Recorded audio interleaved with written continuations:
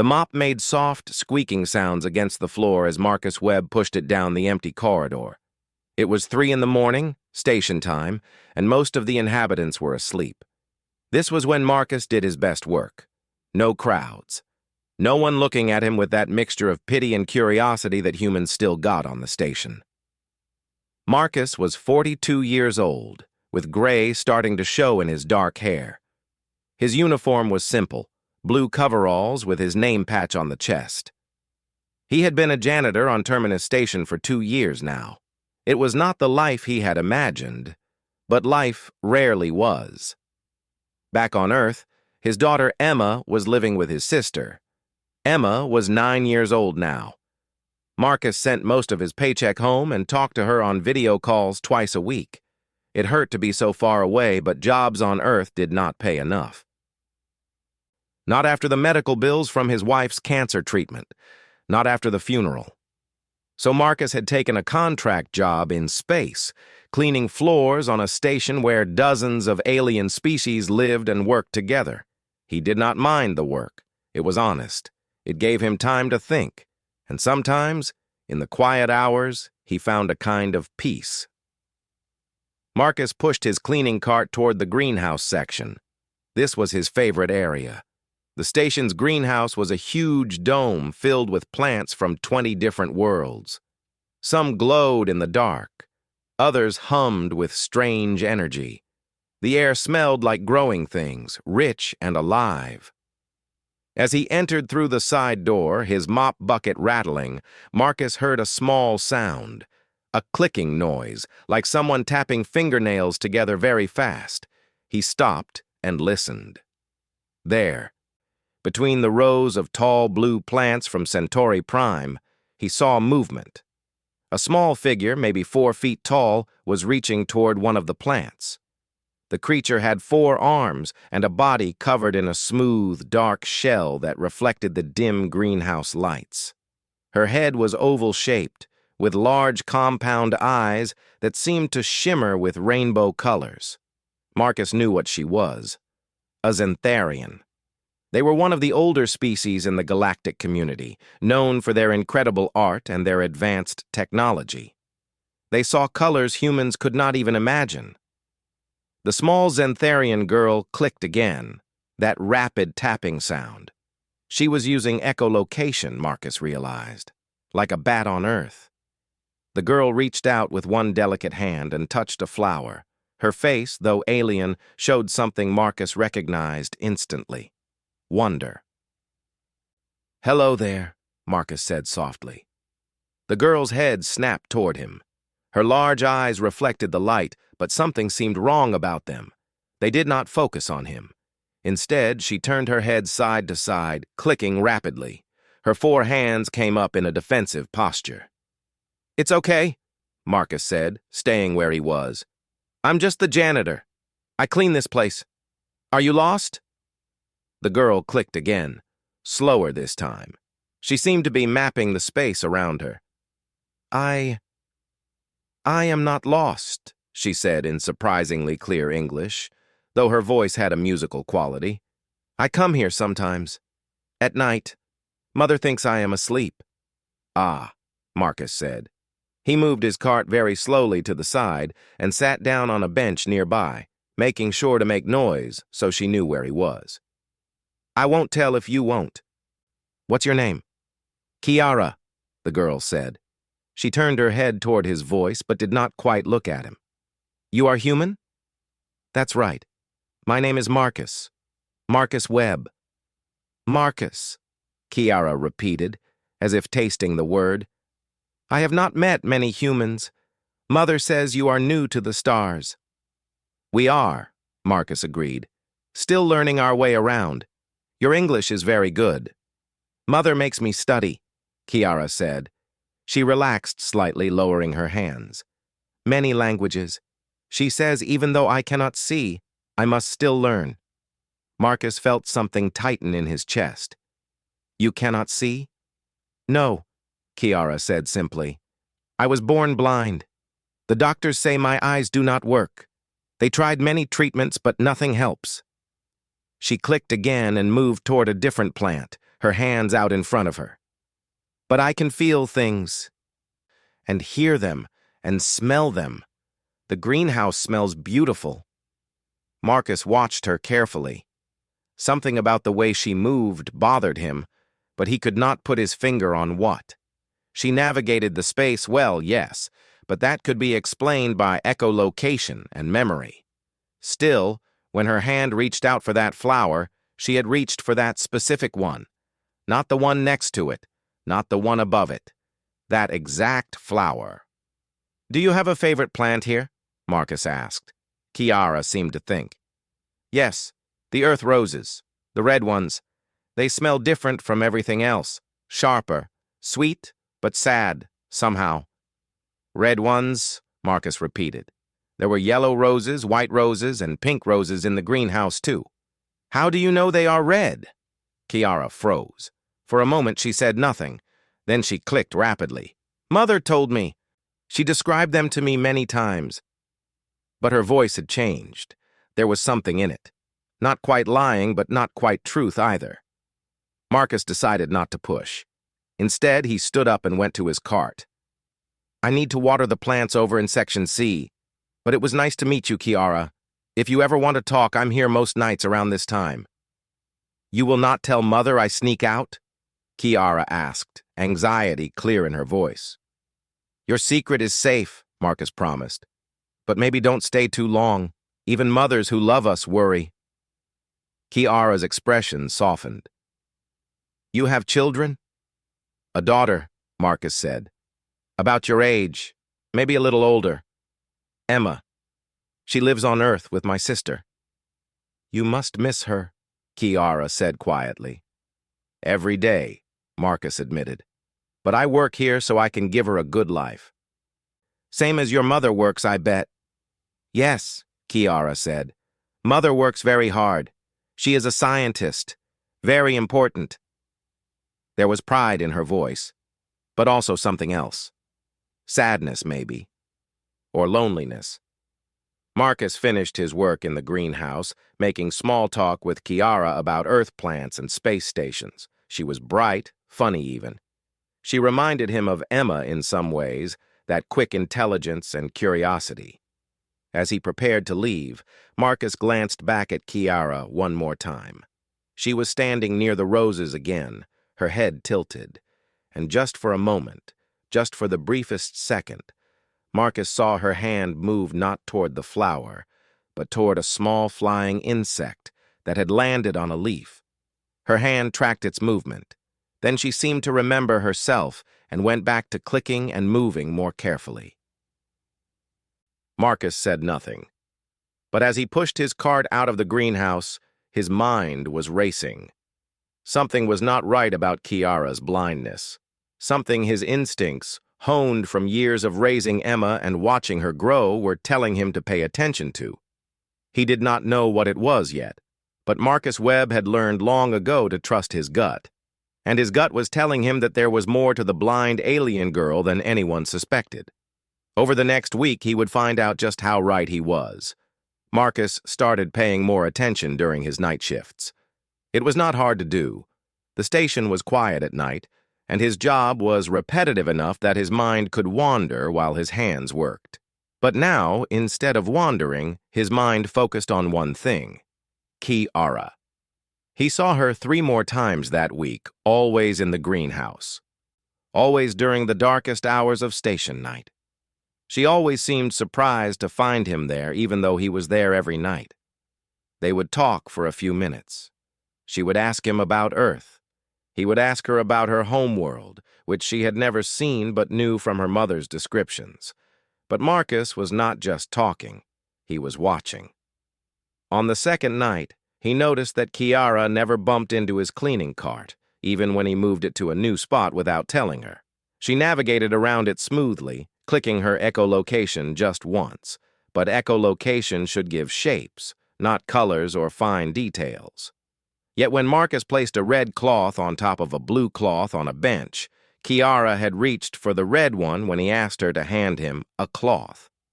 On the third night, Marcus did something sneaky. He felt a little guilty about it, but his curiosity was too strong. He turned off some of the greenhouse lights on one side, leaving that area in deep shadow. Then he stayed very quiet and watched from behind a large tree. Kiara entered through her usual door. She clicked as always, mapping the space. But then, in the darker section, her movements changed. They became more confident, more direct. She walked straight to a plant that had bloomed that day with bright purple flowers. She touched them gently, her face showing pure joy. Then she moved toward the lighted section, and everything changed. Her clicking increased. Her movements became more hesitant. She reached out more carefully, moving like someone who truly could not see. Marcus felt his heart beat faster. He was on to something. On the fourth night, he decided to test his theory more directly. He arrived early and set up a simple experiment. He placed 5 colored balls on the ground in the darkest corner of the greenhouse, each a different color: red, blue, green, yellow, and purple. Then he waited. When Kiara arrived, Marcus called out to her. "Hey, Kiara, I dropped some things over here. Could you help me pick them up? I'd do it myself, but my back is killing me tonight." "Of course, Marcus," Kiara said. She clicked and moved toward the dark corner. Marcus held his breath. "Can you hand me the blue one first?" he asked. Kiara clicked once, then bent down. Her hand went directly to the blue ball. She picked it up and held it out toward his voice. "Thanks. Now the red one?" Again, her hand went right to it. Marcus asked for all 5 colors. She found each one perfectly. In the dark corner of the greenhouse, with minimal light, the supposedly blind girl could see colors. "You are very good at this," Marcus said carefully. "How did you know which ones were which?" Kiara froze. Her hand clutched the last ball tightly. My echolocation is very advanced. I can hear the different textures. The red ball has a slightly different surface than the blue one." It was a good lie, quick and reasonable, but Marcus had bought those balls himself from the station store. They were identical except for color. "Kiara," Marcus said gently, "it's okay. I'm not going to get you in trouble, but I think something strange is going on. Will you trust me?" The girl was quiet for a long moment. Then softly, "You will think I am a liar." "No," Marcus said. "I think you are scared." "There's a difference." Kiara's shell seemed to shiver. "I see things sometimes. In the dark, shapes, colors. But when it is bright, like in our quarters, like at my school, everything is white and painful and then nothing. Just white nothing. The doctors tested my eyes in bright rooms. They saw nothing wrong with my eyes, so they said my brain is broken. That I will never see." Marcus felt pieces clicking together in his mind. "You see in the dark, but not in light?" "Mother does not believe me," Kiara said, her voice breaking. "She thinks I am imagining it, that I am in denial about being blind. The doctors say it is impossible. My eyes are healthy, they say, so if I cannot see, it must be psychological. They want to send me away to a special facility where I can learn to cope with my blindness." "When?" Marcus asked. "In 3 days," Kiara whispered. "I will leave in 3 days. I am afraid, Marcus. The facility is on the other side of the station. Mother can only visit once a month. I will be alone." Marcus sat down on the ground next to her, grunting a little at the effort. His knees were not what they used to be. "Listen to me, Kiara. I need you to answer some questions. Can you do that?" "Yes," she said. "What color is my uniform right now, here in the dark?" "Blue," she said immediately. "What color are your mother's eyes?" "Green, like earth grass." "What color is the brightest light in your quarters?" Kiara made a pained sound. "I cannot look at it. It hurts. Everything hurts when it is bright, like staring at fire, like needles in my eyes." Marcus pulled out his data pad. He started typing notes. Does your mother know you come here? No. She thinks I am accepting my blindness, learning to live in darkness. But here, in the real dark, I can see. This is the only place I can see. Sometimes I cry because I know I will have to leave it. What about during the day, at school? Everything is too bright. The lights, the windows, everything. I close my eyes because it hurts. Everyone thinks I am blind. It is easier than explaining that light hurts me. Marcus thought about his daughter Emma. He thought about the times she had come to him with problems that seemed unsolvable. He thought about how sometimes adults, even smart adults, missed obvious things because they were looking in the wrong direction.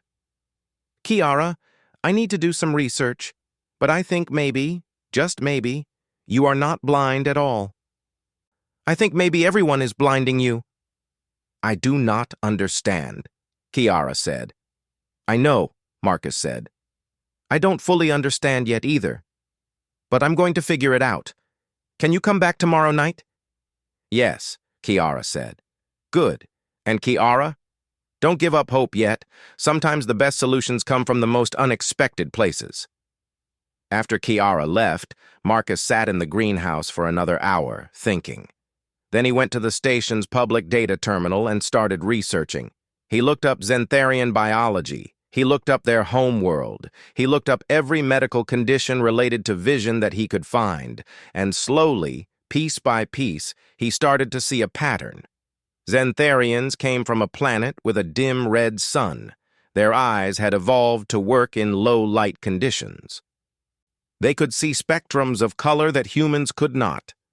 Their vision was incredibly advanced, but it was designed for their world, not for a bright space station designed for species from sunnier planets. Marcus pulled up information about the station's lighting. It was standardized for the majority of species, which came from Earth-like worlds with bright yellow suns. The lighting was practical and efficient, but for someone with eyes designed for dim red light, those bright white lights would be overwhelming. He thought about human children. Human babies were not born with fully developed eyes either. It took time for all the parts to work together properly. What if young Xantharians had the same development period? What if Kiara's eyes had not yet developed the protective filters that adult Xantharians had? What if the doctors, using bright lights to examine her, had never actually seen her in an environment where she could see? Marcus looked at the time. It was 5 a.m. He had to sleep before his next shift. But he felt more awake than he had in months. He felt like he was on to something important. He thought about Emma. He thought about all the times he had watched her play, had noticed small things that others missed because they were not looking. Sometimes being a parent meant seeing what others could not see. Maybe being a janitor meant the same thing. Janitors saw the station when everyone else was asleep. They saw the quiet spaces, the dark corners, the places that existed between the official hours. Maybe that was exactly what Kiara needed. Someone who could see her in the dark. Marcus saved his research and headed back to his small quarters. Tomorrow night, he would test his theory. And if he was right, he was going to have to do something he had never done before on this station. He was going to have to convince an important alien scientist to listen to a human janitor. Marcus spent the entire day preparing. He barely slept. Instead, he compiled his research into a simple presentation on his data pad. He also called Emma, something he had been avoiding for weeks because it hurt too much to see her face and not be able to hold her. "Dad!" Emma's face lit up the screen. She was in her bedroom at his sister's house. Behind her, Marcus could see the posters she had hung up, pictures of Earth animals and distant galaxies. "Hey, baby girl," Marcus said, his throat tight. "Are you okay?" "You look tired." "I am tired," Marcus admitted. "But I'm working on something important. Emma, can I ask you something? Do you remember when you had that eye appointment last year?" Emma made a face. "The one where they shined that bright light in my eyes? I hated that. It hurt." "Right," Marcus said. And the doctor had to use special drops to make it less painful, remember? Yeah. Why? Just thinking about something at work. Hey, can you do me a favor? Can you ask Aunt Linda to call your old biology teacher, Mrs. Chen? I need some information about how eyes work. Emma looked confused but nodded. Sure, Dad. Are you in trouble? No, sweetheart, the opposite. I might be helping someone. They talked for a few more minutes before Emma had to go do her homework.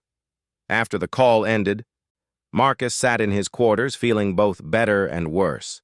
Better because he had faced his fear and called her. Worse because he missed her so much it physically hurt. But now he had work to do. That evening, Marcus did not go to the greenhouse first. Instead, he went to the residential section where Kiara and her mother lived. The Xantharian quarters were in a part of the station designed for insectoid species. The walls had different textures, and the air had a slightly different smell, something floral and sharp at the same time. Marcus found the door marked with Shalara's name. He stood outside for a full minute, gathering his courage. Then he pressed the call button. The door opened. The woman who stood there was taller than Kiara, maybe 5.5 feet. Her shell was a deeper color, almost bronze, and her compound eyes were larger and more complex. She wore a silver garment that Marcus guessed was formal attire. She looked at him with obvious surprise. Yes, she said in perfect English. Can I help you? Dr. Shalara? Marcus said. My name is Marcus Webb. I'm a janitor here on the station. I need to talk to you about your daughter. Shalara's entire body stiffened. Is Kiara all right? Is she hurt? No, nothing like that, Marcus said quickly. She's fine, but I have a theory about her condition, about her blindness. I think the doctors might be wrong. Shalara's expression shifted from worry to something cold. I see. You are the human she has been talking about, the janitor who tells her stories in the greenhouse. Marcus felt his stomach drop. She told you? I am her mother. She tells me everything. Shalara crossed her upper set of arms. Mr. Webb, I appreciate your kindness to my daughter, but many of the finest medical minds in the galaxy have examined her. They have used technology you cannot even imagine. They have concluded that Kiara is blind. I have accepted this. Now I am focused on giving her the best life possible within her limitations. But what if they're wrong? Marcus insisted. What if they missed something simple because they were looking too hard at the complex stuff? Mr. Webb, Shalara said, her voice sharp, you clean floors. I do not mean that as an insult. It is honest work. But you are not a doctor. You do not have the training or the knowledge to diagnose medical conditions, especially not in alien species. You're right, Marcus said. I'm not a doctor, but I am a father. And I've spent weeks watching your daughter. Ma'am, she can see. She can see in the dark. It's the light that's blinding her. Shalara started to close the door. I think you should leave. 30 minutes, Marcus said desperately. Give me 30 minutes to prove it. Just a test in a dark room with a dim light. If I'm wrong, I'll never bother you again. But if I'm right, you get your daughter back. All the way back. Shalara stopped. Her hand trembled on the door. Do not give me false hope, Mr. Webb. Do you understand? I have spent 2 years grieving for what my daughter lost. I have accepted that she will never paint, never create art, never experience the beauty that defines our culture. Do not open those wounds again unless you are certain. I can't be certain, Marcus admitted, but I'm certain enough to ask. Isn't that worth 30 minutes? Shalara was quiet for a long moment. Then she said, Where? The Botanical Research Lab. It has adjustable lighting. I checked. Fine, Shalara said. I will get Kiara. But Mr. Webb, if you are wrong, if you hurt my daughter with false hope, I will have you removed from this station. Do you understand? Yes, ma'am, Marcus said. I understand. 20 minutes later, they stood in the Botanical Research Lab. It was a smaller room than the main greenhouse, used for studying plant samples. Marcus had already set up the space. He had placed several objects on a table, colored blocks, picture cards, and a simple eye chart with Xantharian symbols that he had found in the database. Kiara stood close to her mother, clicking nervously. The lights were still at standard brightness, and Marcus could see the girl flinching, her eyes closed. Shalara looked at the setup. "What is this?" "A test," Marcus said. "But first I need to explain my theory." He pulled out his data pad. "I researched Xantharian biology. Your people come from a planet with a red dwarf star. Your eyes evolved for low-light conditions. Is that correct?" "Yes," Shalara said carefully. "And your eyes can see colors and spectrums that humans can't. They're incredibly sensitive." "Yes, our vision is superior to most species." "Right. But here's what I found. Young Xantharians, children under the age of 10 in human years, don't have fully developed filtering mechanisms in their eyes. Adult Xantharians develop something called photonic dampening layers. It protects your eyes in bright environments, but children don't have these yet. They develop during puberty." Shalara's voice was tight. "I know this. It is basic biology. Okay, so here's my question. When the doctors tested Kiara, where did they test her?" "In the medical bay, under standard examination lights. They needed proper lighting to see." "And those lights, are they bright?" "Of course. Medical procedures require clear visibility." Marcus nodded. "And your quarters, are they bright?" "They are standard station lighting, the same as everyone else." "And that's the problem," Marcus said quietly. "You're blinding her with light. The station lighting is designed for species from bright sun planets like Earth. For adult Xantharians with protective filters, that's fine. But for a child whose eyes are still developing, whose eyes are designed for the dim light of a red dwarf star, these bright white lights are like staring into spotlights. Her eyes aren't broken. They're protecting themselves by shutting down." Shalara's breathing changed. That's not possible. The scans showed healthy eyes." "Exactly," Marcus said. "Her eyes are healthy. They're doing exactly what they should do when exposed to painfully bright light. They're overloading their protection response.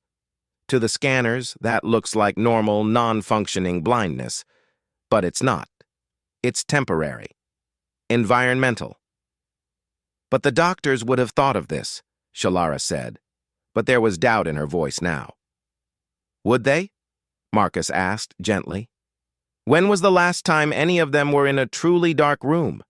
When was the last time they examined a patient without bright lights? They were looking for disease, for damage, for complex problems." Sometimes the answer is simple. Sometimes we're causing the problem ourselves without meaning to. Kiara spoke up, her voice small. "Mother, please, let him try. What if he is right? What if I could see you?" Shalara made a sound that Marcus couldn't interpret. Then she nodded. "All right, do your test."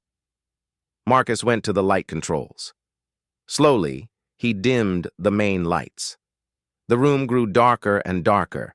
Then he activated a special light he had set up, one that emitted only in the red spectrum, similar to the light from a red dwarf star. Kiara's eyes opened. Marcus watched her pupils, saw them adjust. She blinked several times, then looked around the room and gasped. "I can see," she whispered. "Mother, I can see." Shalara's voice shook. "What do you see?" "Everything, the table, the walls, the colors." Kiara turned to face her mother directly for the first time in years. "I can see you, Mother. Your eyes, they're so beautiful." Shalara made a sound between a sob and a laugh. "Kiara, look at the chart on the table. Can you read the symbols?" Kiara looked at the eye chart. She read every line perfectly, even the smallest symbols at the bottom. "The colored blocks," Marcus said. "Can you tell me what colors they are?" Blue, red, yellow, green, purple, orange, Kiara said, pointing to each one. How many fingers am I holding up? Shalara asked, holding up 3 of her 4 hands, various fingers extended. 7, Kiara said immediately. 7 fingers. Shalara collapsed into a chair. Her entire body shook. 2 years. 2 years of specialists and tests and medications. 2 years of watching my daughter navigate in darkness. And the answer was lighting. Marcus knelt beside her. You couldn't have known. The doctors couldn't have known. They were using their standard procedures. This is not your fault. I should have believed her, Shalara said. She told me she could see sometimes, in the dark. I thought she was in denial. I thought I was helping her by encouraging her to accept her blindness. You were doing what any good parent would do, Marcus said. You were trusting the experts. You were trying to protect her from false hope. But now you know. And now you can help her. Shalara looked up at Marcus. In the red light, her eyes shimmered. Why? Why did you do this? She is not your child. We are not even your species. Marcus thought about Emma, so far away. He thought about all the nights he had cleaned these empty corridors, feeling useless and alone. Because I'm a father, he said simply. And fathers help children. Any children. That's what we do. The medical bay was full of Xantharian doctors the next morning. They had worked through the night, running tests on Kiara in properly adjusted lighting. Marcus had been called in to explain his findings 3 separate times. Each time he felt more out of place among all these educated, important people. But each time they listened. Dr. Velkan, the head of xenobiology on the station, was a tall Xantharian male with deep purple coloring. He addressed the room full of medical staff, with Shalara and Marcus standing to the side. Kiara was in an observation room, playing with color puzzles under red spectrum lighting. The diagnosis is confirmed, Velkan said, his voice heavy. Kiara does not have any visual impairment. Her eyes are functioning perfectly within their evolutionary parameters. The condition we diagnosed as permanent blindness was, in fact, a defensive response to environmental lighting that is harmful to developing Xantharian eyes. A younger doctor spoke up. But our scans showed no damage. The eyes appeared healthy. They were healthy, Velkan said. That should have been our first clue. We assumed a psychological cause when we found no physical damage. We never considered that the examination environment itself was the problem. He looked at Marcus. It took a human janitor, someone with no medical training, to see what we missed. Marcus felt his face grow warm.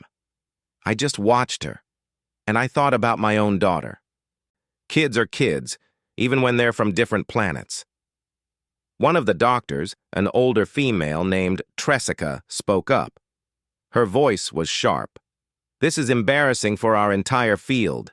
How do we explain this? That we missed something so fundamental? We explain it with honesty, Shalara said firmly.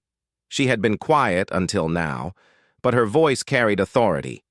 We became over-reliant on our technology. We tested in environments designed for our convenience, not for our patients. We assumed our standard procedures were sufficient. We were wrong. There's more, Velkan said. He pulled up files on the main screen. I have reviewed our medical records. In the past 10 years, we have diagnosed 47 young Xantharians with various forms of visual impairment or blindness. I have contacted their families.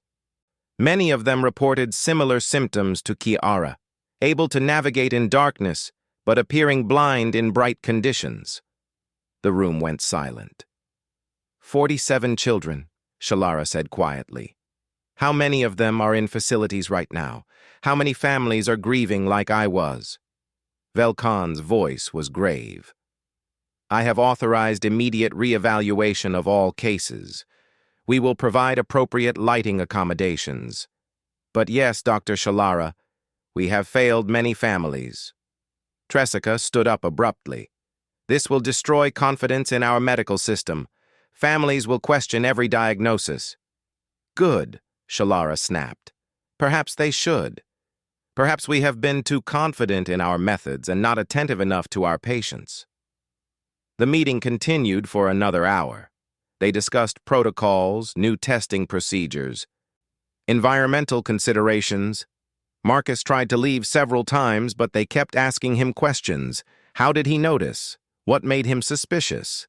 What made him think of lighting? Finally, as the meeting broke up, Velkan approached Marcus directly. Mr. Webb, I owe you an apology. When you first brought this theory to us, I dismissed it. I thought, what could a human janitor possibly know? I was arrogant, and I was wrong. You weren't wrong to be skeptical, Marcus said. I wouldn't listen to me either, if I were you. I just got lucky. No, Velkan said. It was not luck. You used observation and logic. You considered context that we ignored. That is not luck. That is skill. He paused. We are forming a new division in medical services, a developmental observation unit. We need people who can watch patients in natural environments, who can see behavioral patterns that our machines miss. I would like to offer you a position.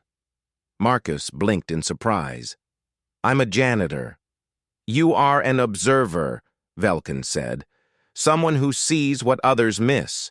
We can teach you the medical terminology, but we cannot teach what you already have. Will you consider it? Marcus thought about it. More money, more prestige, but also an office, a schedule, expectations.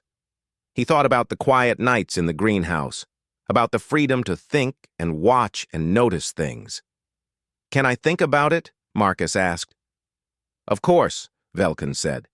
Take your time. After the doctors left, Marcus found Shalara sitting in the observation room with Kiara. The girl was painting on a digital canvas, her face bright with joy. She was creating swirls of color that reminded Marcus of galaxies. It's beautiful, Marcus said. Kiara beamed at him. I am painting what I see in my dreams. Mother says I have much to learn, but she says the colors are correct. I can finally make real what I feel in my heart. Shalara looked at Marcus. Her expression was complex, a mixture of gratitude, embarrassment, and something else. I spoke harshly to you yesterday. I was afraid. I am sorry. You don't need to apologize, Marcus said. You were protecting your daughter. Still, Shalara said. She stood up and held out her hand in the human custom. Marcus shook it. Her hand was warm and smooth. Thank you, Marcus Webb. You gave me my daughter back. I'm glad I could help. Kiara looked up from her painting. Marcus, will you still visit me? In the greenhouse? If your mother says it's okay. Shalara smiled, a strange expression on her alien face, but unmistakable in its warmth. I think that would be good, but perhaps earlier in the evening, not in the middle of the night. Over the following weeks, Marcus's life changed in small ways. He kept his janitor job, declining the medical position, but agreeing to consult sometimes. He liked the simplicity of his regular work. But now, 3 times a week, he would visit Shalara's quarters for dinner. Kiara would show him her artwork. Shalara would tell him about her research. They became friends, an unlikely trio. One evening, Marcus received a message from Velkan. The re-evaluation of the other Xantharian children was complete. 39 of the 47 cases were the same as Kiara's. Environmental blindness caused by inappropriate lighting. The other 8 had genuine medical conditions, but now they knew for certain and could treat them appropriately. 39 children were being reunited with their families. 39 children could now see. Marcus showed the message to Shalara during their dinner that evening. She read it, and tears fell from her large eyes. 39 families. Because you noticed. Because you cared. Because I was in the right place at the right time, Marcus said. No, Kiara said firmly. She was working on a painting at the table, her special adjustable lights set to red spectrum. Because you paid attention. because you saw me when others did not." Later that evening, after Marcus had said goodbye and was walking back to his quarters, his communicator chimed. It was Emma, calling earlier than their scheduled time. "Dad," she said, "Aunt Linda showed me the news. There's a story about you, about how you helped those alien kids." Marcus had not known it made the news. "It's not that big a deal, Emma." "Yes, it is," Emma said fiercely.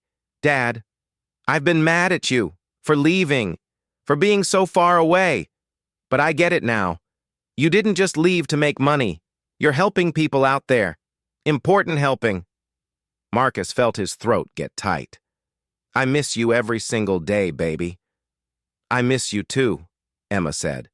"But I'm proud of you, Dad. Really proud."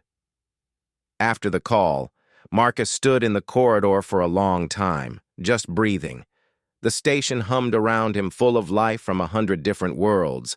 He thought about how strange his life had become, how far from home he was, how much he had lost, but also how much he had found. The next morning, Marcus reported for his shift, but when he arrived at the janitorial office, his supervisor, a gruff Tyrellian named Grok, handed him a new assignment. "Upper management wants to see you," Grok said. "Something about station-wide policy changes." "What kind of policy changes?" Marcus asked. Grok shrugged. "How should I know? I just clean things. Same as you. Except now you're the janitor who's famous, so everyone wants to talk to you." The meeting was in a conference room Marcus had never been in before. It was full of station administrators, medical staff, and environmental engineers. They explained that Marcus's discovery had triggered a complete review of station environmental standards. They were redesigning lighting in all residential areas to be adjustable for different species. They were creating new protocols for medical examinations that considered environmental factors.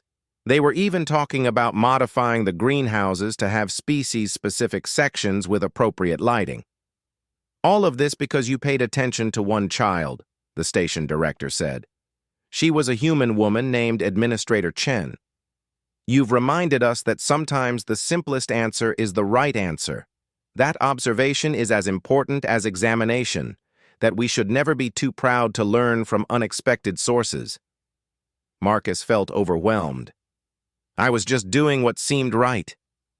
"Exactly," Chen said, "and that's precisely the kind of thinking we need more of on this station." As Marcus left the meeting, he ran into Shalara in the corridor. She was carrying a data pad and looked rushed. "Marcus," she said, smiling, "I was hoping to see you. I have news. I have been asked to lead a new research initiative. We are studying environmental factors in developmental disabilities across species. It is based on your discovery." "That's wonderful," Marcus said. "Yes, and I want you to be part of it. As a consultant, we need your perspective, your way of seeing things." Marcus thought about Velkan's offer, about all the opportunities suddenly appearing, about how his life was changing. "Can I be honest with you?" "Always. I like being a janitor. I like the quiet. I like having time to think and watch. I'm afraid if I take all these new jobs, I'll lose that. I'll become just another busy person who stops noticing things." Shalara considered this. "Then stay a janitor. But meet with us once a week.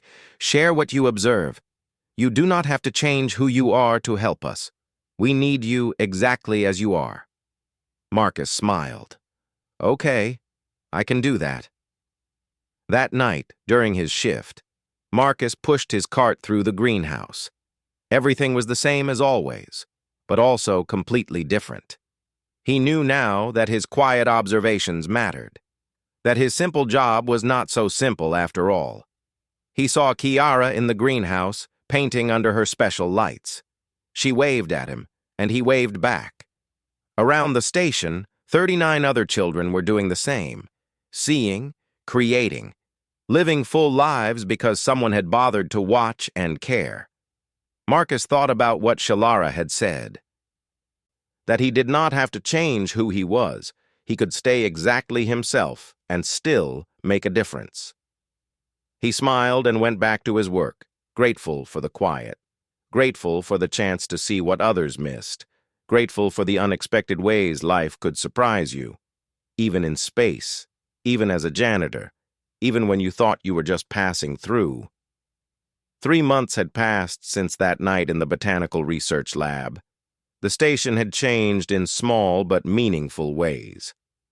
Walking through the corridors now, Marcus noticed the adjustable lighting panels that had been installed in every section.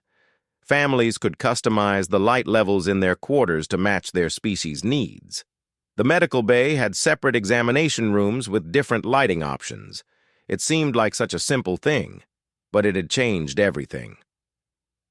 Marcus finished mopping the corridor outside the new cultural center and checked his watch. Almost time for his weekly meeting with Shalara's research group. He still did his janitorial work, but now 1 evening a week, he sat in a conference room with doctors and scientists and told them what he had observed during his rounds. At first, he had felt ridiculous. What could he possibly tell these brilliant minds? But they listened to everything. The way certain species moved differently at night, the patterns he noticed in behavior, the small things that people did when they thought no one was watching. Last week, his observation about a Krell child who only ate in dark spaces had led to the discovery of a lighting-triggered digestive condition.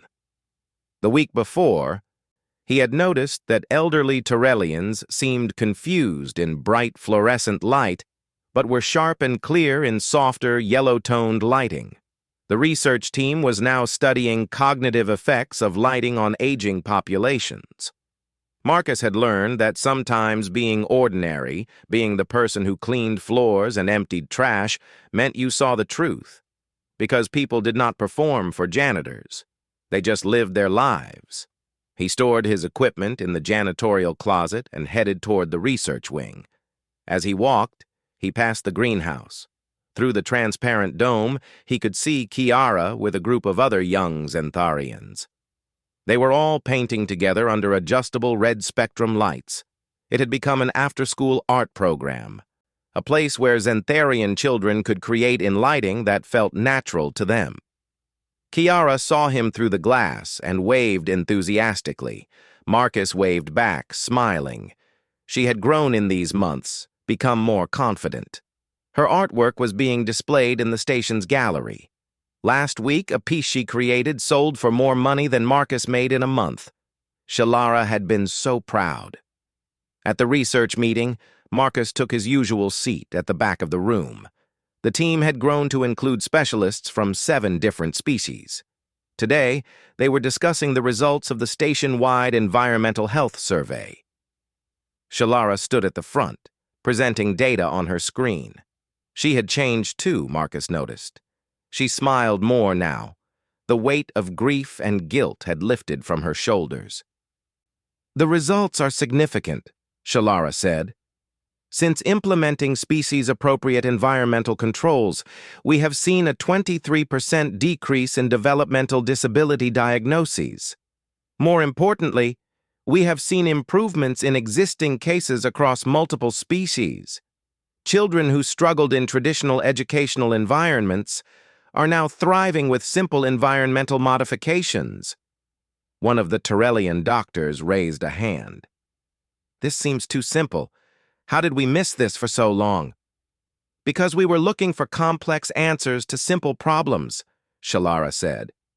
"We trusted our technology more than our observations. We designed environments for efficiency rather than for the diverse needs of our inhabitants." She gestured to Marcus. "It took someone outside our field to remind us of basic principles. Watch the patient.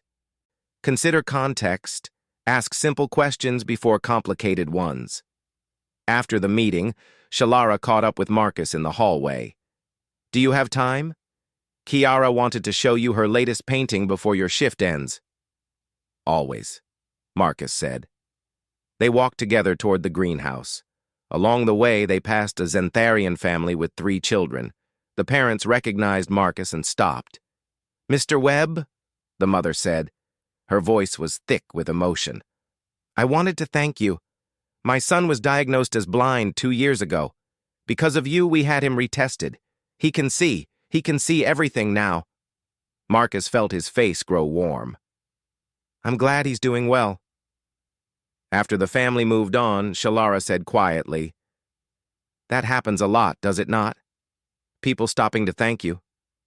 Sometimes, Marcus admitted, it makes me uncomfortable.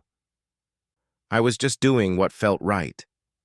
That is precisely why they thank you, Shalara said. You did what felt right without expectation of reward or recognition. You helped because helping was the obvious thing to do. For humans, perhaps that is common. But you have shown us that such simple goodness is valuable.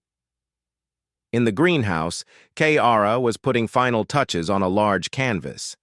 The painting showed the greenhouse itself, but seen in colors and spectrums that Marcus could not fully perceive. Xantharian color vision was different from human sight, but even with his limited perception, Marcus could see it was beautiful. It is called The Place Where I Learned to See, Kiara said proudly. It is for you, Marcus, a gift. Kiara, I can't accept this, Marcus protested. Your paintings sell for a lot of money now. Which means I can afford to give one to my friend, Kiara said firmly. Besides, without you, I would never have painted anything, so all my paintings are partly yours anyway. Marcus looked at Shalara helplessly. She smiled and shrugged. She is right, and she is stubborn. Arguing is useless. I wonder where she gets that from, Marcus said dryly. They spent an hour in the greenhouse, talking and laughing. Kiara showed him the paintings her students had made. Some were good, some were still learning, but all of them were made by children who could see, children who had futures now. As the evening grew later, Marcus's communicator chimed. It was time for his scheduled call with Emma. He excused himself and found a quiet corner. Emma's face appeared on the screen. She was 14 now, growing up so fast. Hey, Dad! Hey, baby girl, how was school? Good. We're studying xenobiology now. My teacher asked me about what you did. She wanted to know if you could send information for the class. Marcus laughed. I'm not a teacher, Emma. No, but you're famous, Emma said. There are like 5 articles about you on the education networks. The janitor who changed galactic medicine. That's what they're calling you. That's ridiculous, Marcus muttered. Dad, it's amazing. You should be proud. Emma hesitated, then said, I have some news. Aunt Linda says I can come visit you for winter break, if you want me to. Marcus felt his heart skip. If I want you to? Emma, I've wanted you here every single day, but it's expensive and I didn't want to ask you to make such a long trip. Dad, you helped save like 50 kids. The station director herself contacted Aunt Linda. They're paying for my ticket. They want me to come. They said families should be together. Emma's eyes were bright. I get to see where you live, where you work. I get to meet Kiara and Shalara. Marcus had to wipe his eyes. Yes, absolutely. Emma, I would love nothing more. They talked for another 30 minutes, making plans. When the call ended, Marcus sat for a moment, overwhelmed. His daughter was coming. After 2 years apart, he would get to hold her again. He returned to the greenhouse to find Shalara waiting for him. She took one look at his face and said, Good news? The best, Marcus said. Emma's coming to visit. That is wonderful, Shalara said. You must bring her to dinner. Kiara will be so excited to meet her. She talks about Emma constantly, you know, from your stories.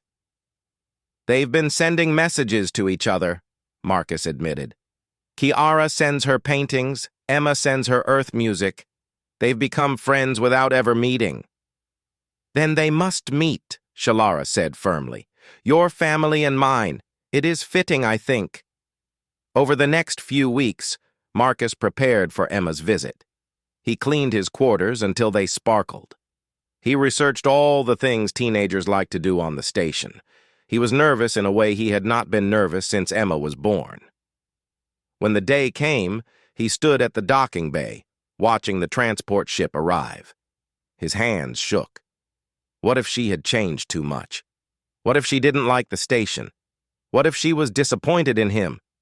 Then the airlock opened, and Emma ran through it. She was taller, older, but still his little girl. She crashed into him, hugging him so hard his ribs ached. "Dad," she said, crying into his shoulder. "I missed you so much.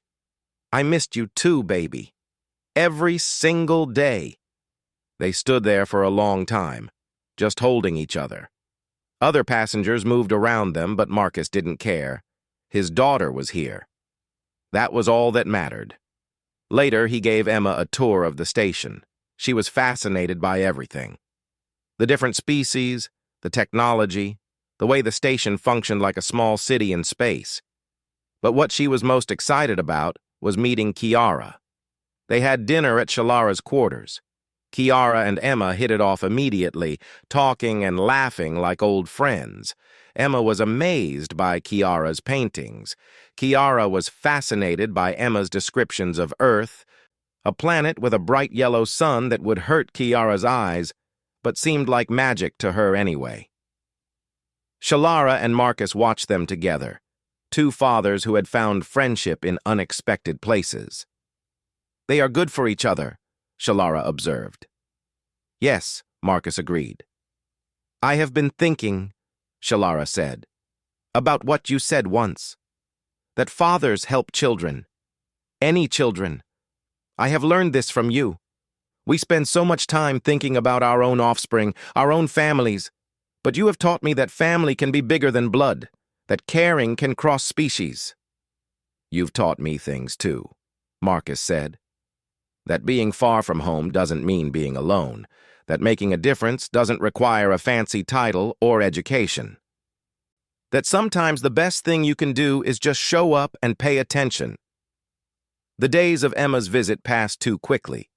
They spent time in the greenhouse where Emma tried her hand at painting under different light spectrums. They visited the cultural center, where Xantharian and human art were displayed side by side. They attended a lecture that Shalara gave about environmental medicine, where Marcus was introduced as her colleague and friend. Emma met the other children that Marcus had helped, directly or indirectly. She saw the impact her father had made, and Marcus saw himself through her eyes, saw that maybe he was not just a janitor after all. Maybe he was something more. On Emma's last night on the station, they held a small gathering in the greenhouse. Kiara had organized it, inviting the Xantharian families whose children could now see. They brought food from their worlds, shared stories, and celebrated. One parent gave a speech. "We came to this station from many worlds," he said. "We speak different languages, see different colors, dream different dreams.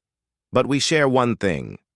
We are grateful for Marcus Webb, who reminded us that the simplest act of kindness can change everything, who showed us that watching and caring matter more than technology and expertise, who proved that humanity's greatest gift to the galaxy is not their ships or their weapons, but their hearts." Everyone applauded. Marcus felt embarrassed, but also proud. He looked at Emma, who was crying happy tears.